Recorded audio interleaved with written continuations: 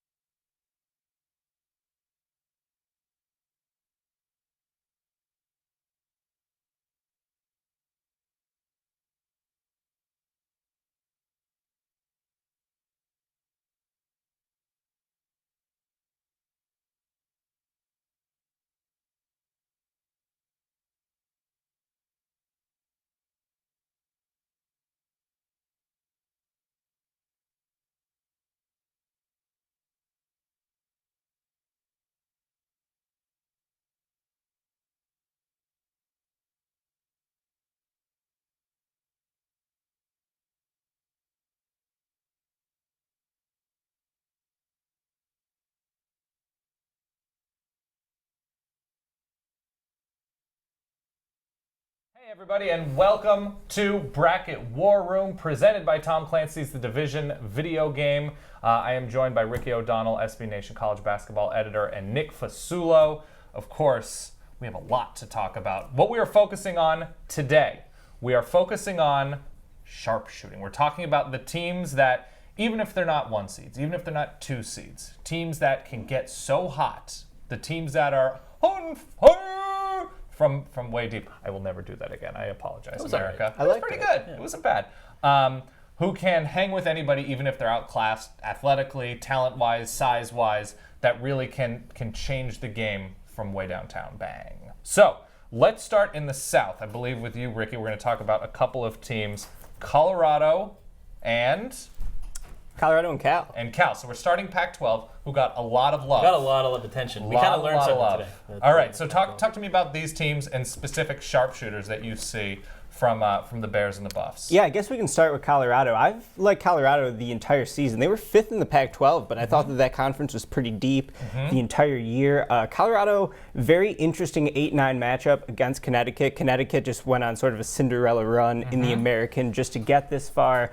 They're playing a tough Colorado team, though, and I think that UConn might be the easy pick in that due to some recency bias. Watch out for Colorado, though, because this is a tough team. I like the general setup of the team, which is shooters around a great big man. That's Josh Scott inside. True. Inside Fantastic post scorer. He can get buckets in a one-on-one matchup whenever he wants to. And he's got shooters all around him, and that's really the key for Colorado. George King is the first guy. He's your sharpshooter. Yeah, he's the sharpshooter out of the Buffaloes. 6'6" sophomore. He hit 45% of his threes. Not bad. On a team that hit 39% of their three-pointers throughout the year. He's their best three-point shooter. So I think that he's the guy who, when the ball dumps into Scott in the post, he's looking for King on the kickout because, throughout this year, George King has been a super consistent shooter for them. And I think that that's something they can count on, in this matchup against Connecticut. Nick, you feeling good about Colorado? You're a West Coast guy now. Ricky taught me a lot about Colorado today. Are you now a I got Ted Boyle educated, and believer? now I'm in. I have East Coast bias. Sure. UConn, Okay. I'm all in on Colorado this Excellent. weekend. They'll jack threes. They're a team of chuckers in the best possible way. And speaking of which, who else on the West Coast is doing it for you from the South region? Also in the South region, I think you got to look at Cal. And Cal's interesting because they've been great in February since point guard Tyrone Wallace came back from injury. What's interesting about Cal is that their two most high usage players, two best players, Tyrone Wallace and Jaylen Brown, projected to be a top 10 pick in the NBA draft. They're not good shooters. They're both shooting below 30% from three-point range. So they really need their supplemental shooters to step up, carry that offense a little bit. The one guy who stands out, Jordan Matthews. He's a 6'3" junior guard.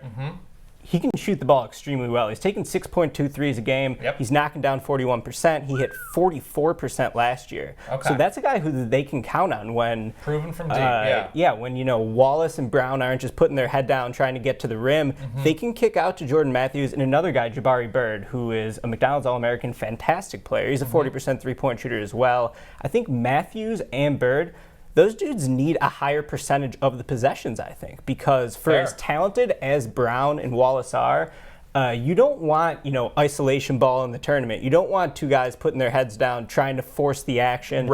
This Cal team is super talented, and it's not just because of those one-and-done draft picks in Jaylen Brown and Ivan Rabb.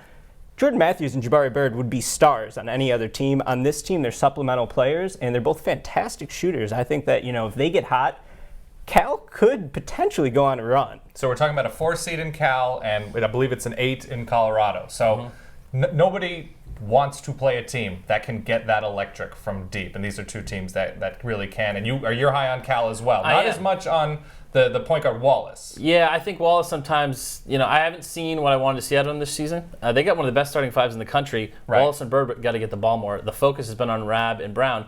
Good players for sure, but you got to get the ball in the hands of Mr. Jordan Matthews for sure. So Jordan Matthews and George King from the South region can light it up and get real scary. Let's move to the East. You've got a couple of teams that should put the fear of life into everybody that plays it. If they get fear of life, fear of death, the fear of Tom Crean. Yes, the fear of Tom Crean into their hearts if they get going from outside. So if the South was about the Pac-12, the East is about the Big Ten. Yeah. So Indiana and Michigan, two of the better shooting teams in the country. Indiana, I think a lot of people know they take a lot of threes. That's just how they roll. They've been like that for the last 4 or 5 years.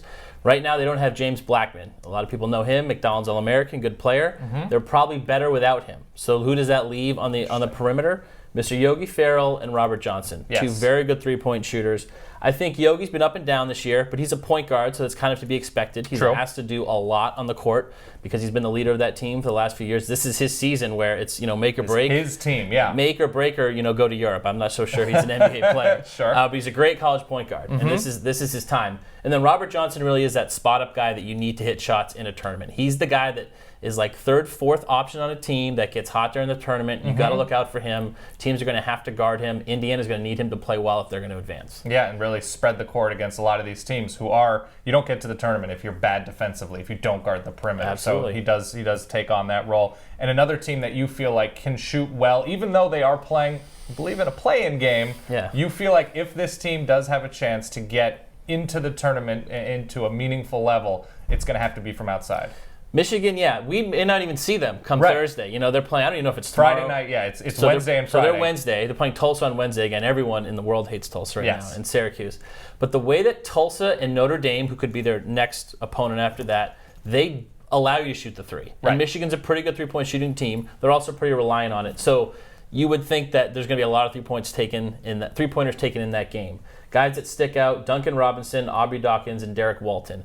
Duncan's their go-to guy from a three-point perspective, kind of like a Robert Johnson. He's not their best player. He may not even be their second best player, but he's probably their most reliable three-point shooter. You got to make sure you get him the ball. Right. A guy that is not, we didn't list when we talked earlier, prepping for this, was Zach Irvin. He takes a lot of threes. Yes, he does. And he hasn't made as many this year.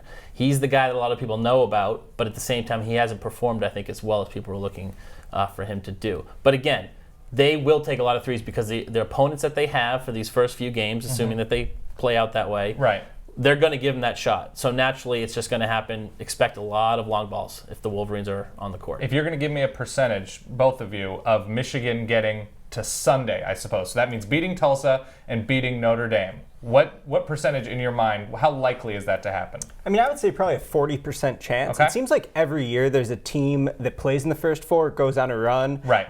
Michigan potentially could be that team because Tulsa, everyone's upset about Tulsa being in this tournament. Most likely, Michigan's favored in that game. And then Notre Dame, great offensive team, not a great defensive team. So that's a game Michigan can win for sure, I think. So, I think even though the Wolverines were sort of a controversial selection on the bubble to an extent, I wouldn't be surprised if they move on to the round of 32. Give me a percent. I think it's 50-50. I don't love what they're doing in the front court, but I love their matchups here, and I love the fact that if the ball's going in against these teams, they're going to win. So our sharpshooters from the East, we have Yogi Ferrell and we have Duncan Robinson, which, by the way, that's a great front court for the Spurs. 90s, Duncan Robinson. What a name. You're right. I love it. There it is. So those are our two sharpshooters from the East, and before we move on to the West and the Midwest, let's take a closer look at Tom Clancy's The Division video game.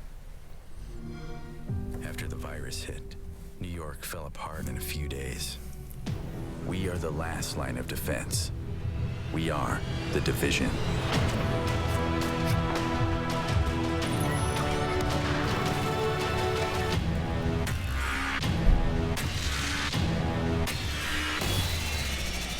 When When society falls, we rise. Rated M for mature. Get new game content first on Xbox. That was crazy! I want it. I want to play that game. It's right there. I'm going to play this game as soon as we're done here. It painted the whole Midtown Manhattan like to glorious detail. I'm going to play me some Division. All right, let's move on to the West. Northern Iowa, a team that everybody seems to like. Ricky, walk me through the Panthers and what you feel like they could possibly do, especially from outside. Yeah, Northern Iowa's a different team than last year. Last year they were a 5 seed. I think it's pretty easy to forget that. They had one of the best mid-major players in the country in Seth Tuttle. He was able to lead them to a win over Wyoming last season. So this team's pretty tournament tested as it is. They're no longer built around the great big man in Tuttle. Now it's all about their point guard, Wes Washpun. It's a difficult name. With the hair. Oh, great hair. Great haircut, high top fade. You got to root for him. Yep. Super fast, athletic guard. You don't typically see that in the Missouri Valley. The key to his success is surrounding him with shooters because he's not a great outside shooter. First guy that comes to mind for them is Matt Bohannon. He's a 6'4" senior guard. He's knocking down 40% of nearly 7 attempts per game of great shooters, from 3. And the thing to watch with him, too, he only went 2 for 13 in the Missouri Valley Conference tournament. I feel like that means he's going to get hot in the NCAAs. He's due. He's a great shooter. Great shooters are always due. They don't stay cold for a while. He hit 7 threes in a game against BYU this year. When Northern Iowa upset North Carolina, the #1 team in the country at the time, granted without Marcus Page, but he went out for 19. So this is a guy who's proven he can do it against tough teams. And I think that, for them, the defense is constantly going to be collapsing on Washpun because he's such a dynamic playmaker out of the point guard position. He can easily just dish it off to his shooters, and he's got a really good one in Bohannon. Nick, high on Northern Iowa. You have to be. Remember, Texas' Isaiah Taylor, point guard, isn't 100%. Right. So again, that could make the ball movement easier. Yep. If there could be less turnovers, less attention to passing lanes. It could be easier for Northern Iowa to get the shots that they want against Shaka Smart. All right. Who else from the region are you looking at as somebody who can change a game from outside? Yeah, I don't know. How about Buddy Hield, Yeah, arguably the best player in the country? We got to go with him, right? If we're talking sharpshooters, the first guy you think of is Buddy Hield this year. Maybe the player of the year. It's really a 2-man race between him and Denzel Valentine, another great sharpshooter. But Hield, it's hard to believe. He never made 40% of his threes before this year. And last year, he was the player of the year in the Big 12 Conference. Right. This season, he's just taken a gigantic leap. Maybe an NBA lottery pick now at this point. And it's because of the outside shot. He's hitting 46% of his threes. He's taking almost 9 a game. He has no reservations about letting the ball fly from behind the arc. And really, we've seen this, at the NBA level too at Steph Curry. The key is almost in the volume. When you increase that volume, when you're a great shooter like Buddy Hield is, the three-pointer is a devastating weapon. There's no doubt about it. And Buddy Hield has really just applied that to college basketball this year, and he's been arguably the breakout star of the season. Yeah, you see a lot of these players, they've made 73s, they've made 83s. Everybody's pretty efficient that we're talking about. Buddy Hield, 126. Yeah, that's volume. Can Buddy Hield, Nick, shoot Oklahoma into the Elite Eight, into the Final Four? He can get really that high. I think we were talking about this last night. He can get isolation and at least draw a foul. Right. Like, he will get his points, and so he's going to be able to get his 3-point looks as well. I think Woodard and Cousins are really important here, though. They've been, kind of so-so the last few weeks. They need to get another guy to complement Buddy because it'll only make it easier for him if they have to give attention to someone else on the perimeter. All right, 2 sharpshooters. That was the West region, Buddy Hield, Matt Bohannon from Northern Iowa. Northern Iowa scares the hell out of me and should scare the hell out of Texas. Jacob doesn't believe, though. Jacob does not believe? On Facebook. That's what you're seeing right now? He is anti-Northern Iowa. So many terrible losses. Don't pick this upset. The Valley Conference is weak. I think he makes a good point, but it is a single elimination tournament. It's single elimination, and a team can get hot, and they have the shooters that can shoot their way at least into the second round, the round of 32. Let's go to the Midwest. Nick, you are going with a huge team and a tiny team as for shooting prowess. Yes. Where are we starting? Let's go with the tiny team first. Arkansas, Little Rock. Let's go with we've got a couple tiny teams that you like. Got great names. We got Middle Tennessee. Got a great name. Oh my God, I forgot about him. What's his name again? His name is Giddy. Giddy. Okay, I forgot about Giddy. Giddy Potts. Giddy Potts. Perhaps the best pure 3-point shooter in the nation. I totally just spaced out for a second. I brought this up today. Giddy Potts, best 3-point shooter in the nation, best name in the tournament. I don't care what you say, that's the best name in the tournament. So he overtook Buddy Hield about a few weeks ago as the top 3-point shooting guy. Which, by the way, if you're watching, type your favorite name of a player in the tournament. We want to see your favorite weird or terrific names. I guarantee you won't beat Giddy Potts. No. Problem is they're playing Michigan State. Yes. It's a pretty good team. But then to that point, anything can happen in the tournament. You may say it's a 2:15 game. I don't want to watch that. I'm not going to waste my time. Right. You may want to skip lunch to see Giddy Potts play. You may want to. Why not? Yeah. So I would definitely A giddy break. Yeah. I would give him a look regardless of what the score is, because I think that if it's a one-man show like that and you're playing Michigan State, you got to go all in. Listen, He's going to get his shots. You have maybe Valentine gets tripped. It's the year of the trip. Maybe he goes out injured. Maybe Bryn Forbes, for whatever reason, he breaks his arm. We don't want this to happen. No. We like Bryn Forbes too. We like Bryn Forbes, another pure shooting, just miracle wizard of college basketball. It's not going to happen probably for Middle Tennessee, but he could make it interesting. Mark my words, Giddy could make it interesting. Who else do you like? Well, so think about it. Giddy Potts, best three-point shooter in the nation against the best backcourt or shooting team in the nation in Michigan State. There's going to be a lot of points in that game. Fair. All right. So who else in this region do you like from downtown? Second best shooting backcourt in the nation, Virginia. Yes. But guess who's number one? Michigan State. It seems like they're always second to Michigan State the last 2 years. But Parentis, he's maybe the coolest guy in the tournament. London Parentis, he's got the swag. Good name. Wes Boschman has like the well-cropped fade in the top, but Parentis kind of has this like wispy, hairstyle going. I really like what he does. So he came in as a freshman, shot the ball pretty well, point guard.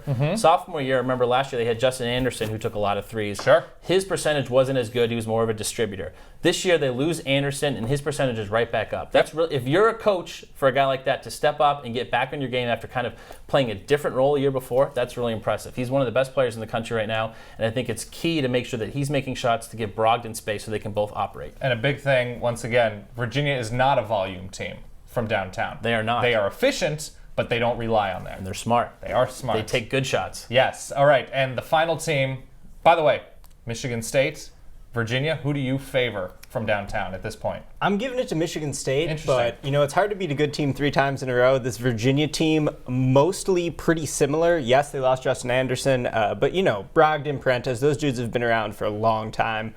This is it for them. This is it for Brogdon as a senior. Fair. I wouldn't be surprised if Virginia did it, but I will give the slight edge to Michigan State at this point. Fair. You have a third bonus team from the region you like. Bonus. Arkansas, Little Rock. Yes. There has to be a 12 that beats a 5. It always happens. It's the rule. Although I don't know if it happened last year. Recently it didn't happen. But they have the recipe for an upset. They're a 12 seed. They play slow paced. They're a really good three-point shooting team. And I think that they will shoot a lot of shots because Purdue, they're playing as a 5 seed, is huge. They're not going to want to go in and play against all those trees. They're going to take a lot of shots. Why try to beat a team like Purdue at their own game? If they can shoot three-pointers and it's easier to get that shot versus go penetrate the hole, that's what they're going to do. And as a team, they do it really well. There is a big name, though, for Little Rock, Marcus Johnson. Marcus Johnson, very good three-point shooter, one of the best in the nation. Yep. They are they shoot an okay rate. They don't take a ton of threes, but that's good. You don't want a team to go crazy on the three-point shot because that's how it's a feast or famine thing. It's not too feast or famine for them, but I think they're going to have to take a lot of threes based on the matchup that they get in Purdue. Fair enough. So the sharpshooters from the Midwest, we have Malcolm Brogdon, Giddy Potts, Marcus Johnson. We've got 9 sharpshooters that were outstanding all season long that should make the tournament very, very interesting for both unfortunate teams and teams that can be outclassed by anybody that gets hot, and those are the names you should know. Let's take a look, by the way. I'm going to take a look at the comments because, by the way, I was asking for the best names in the tournament, and somebody both made fun of my plaid, liked, I forget who he liked. He also wanted me to parkour on the desk, or wanted us to parkour, and his name is Delbert Lastly. So shout out to a great name and some weird comments and requests. How about Iowa? Somebody has asked that question. Pickles wrapped in cheese. Pickles wrapped in cheese. Not appetizing. Sammy's head is hurting. I'm sorry, Sammy. We're going to get your head better. Iowa. Anything from... Any optimism? If we were having this conversation, 6 weeks ago, I'd be all in on them. But right now, I just don't see it happening. You got upset Fran McCaffrey. Yeah, I was tanking, but they do have 2 great players. Jared Utoff, fantastic senior. He was in the discussion for Player of the Year most of the season. And Peter Jock, pretty under the radar guy. He's Lou Aldang's cousin at Iowa. Terrific player. He lit up Illinois in the Big Ten tournament. If those 2 guys get hot, maybe for Iowa, but we're going to make Iowa prove us wrong. I think everyone's going to be doubting the Hawkeyes up to this point, and we'll see if they can do it. If they win, they get Villanova. probably in that 7-2 matchup. Not great. Another underachieving tournament team. Yeah, True. you never know. So Fair enough. We have a comment from Orban. I don't know if these names are real. I honestly don't, but Orban May, let me tell you something. He's wondering why we're not running this through the soundboard. You can't run Facebook video through a soundboard. You're getting it through my phone, and that's the best we can do. Oh, right. Yeah, we're not there yet. No, Technology is not there yet. Technology is not there yet. We will catch up. Mellow Trimble. Somebody wants to know, Cullen, normal name, wants to know if Mellow Trimble has it in him to get hot and propel a Maryland team who we thought was going to be a top 3, top 5 team into a round that maybe they shouldn't be as a 5 seed. here's the thing with Maryland, their play sort of being very uneven towards the end of the Big Ten season really coincides with Trimble. Trimble shot under 30% from 3 during the Big Ten season. You think of him as one of the best 3-point shooters in the country, a dude who can get his own shot off the bounce whenever he wants. I'm thinking back to that great non-conference game against North Carolina earlier in the season when him and Marcus Page were just going back and forth. One of the best games of the year, really. But Trimble's play has just been very, very uneven since then. Yeah. If Maryland wants to play up to its potential, this is really their one chance with all this great talent on their team. They're going to need Melo Trimble to play like a star. He's got the pedigree. He's got the hype. It's time for Melo Trimble to do it. So if he gets hot, Maryland could potentially do it. You feel the same way? I mean, it's definitely possible. I think if he gets hot, it may mean being able to break down his defender, get to the rim, dump it off the diamond zone, kick it out to their sharpshooter, which is Rashid Suleiman. He's their best 3-point shooter. I think that he sometimes tries to do a little too much. If you let him play within the offense, he can really help you out. And that should happen when you have a playmaker like Trimble. Fair enough. All right. Thank you for watching. Those are our sharpshooters. Thank you to Tom Clancy's The Division. It's a video game for presenting the show. Thanks again. That's Nick. That's Ricky. We'll see you soon.